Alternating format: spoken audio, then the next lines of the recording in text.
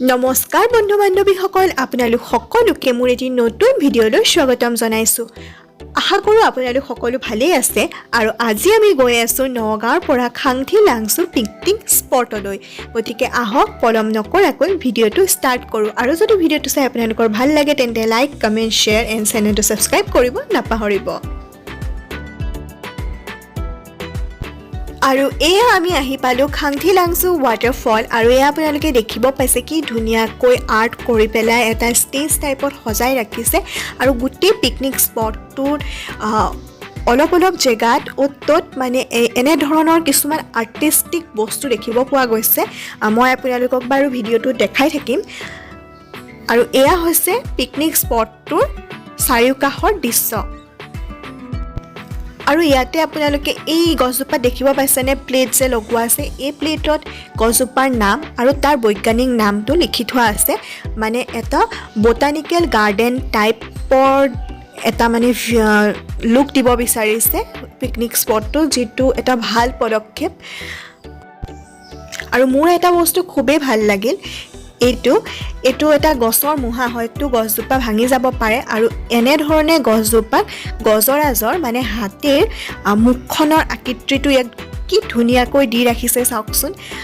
মোৰ বিৰাটেই ভাল লাগিল। এনেধৰণৰ কিছুমান আৰ্টে আমাক অনুপ্ৰাণিত কৰিব পাৰে। গতিকে সঁচাই মোৰ ভাল লাগিলে বস্তুটো।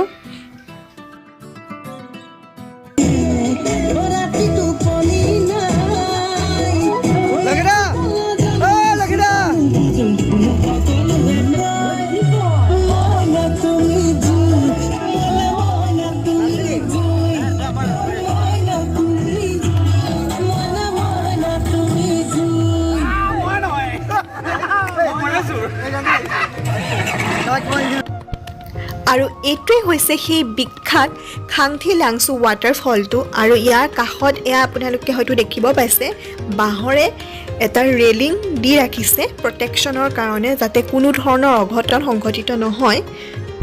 আৰু ইয়াতো এই ধৰণৰ বেঞ্চ কিছুমান বনাই ৰাখিছে। আৰু ইয়াতো এনেধৰণে কিছুমান আৰ্ট কৰি ৰাখিছে, এয়া চাওকচোন।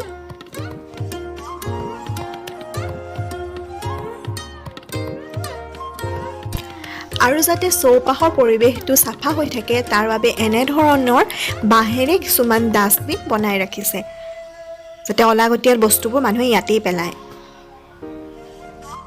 আৰু সৰু ল'ৰা ছোৱালীবোৰে খেলিব পৰাকৈ ইয়াত অলপমান প্লে এৰিয়াও ৰাখিছে। আৰু আহকচোন এতিয়া ৱাটাৰফলটো অলপমান ওচৰৰ পৰা চাওঁ।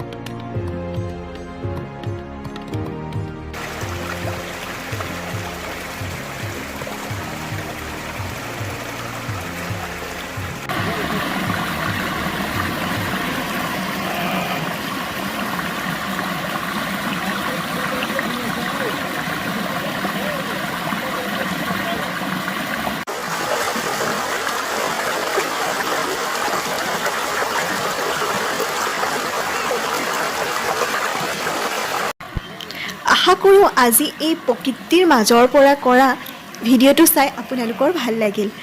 আজিৰ এই ভিডিঅ'টো ইমানতে সামৰণি কৰিছোঁ। যদি আপোনালোকৰ ভিডিঅ'টো চাই ভাল লাগিল তেন্তে পুনৰবাৰ কৈছোঁ লাইক, কমেণ্ট, শ্বেয়াৰ আৰু চেনেলটো ছাবস্ক্ৰাইব কৰি দিব নাপাহৰিব। ধন্যবাদ। জয় আই অসম।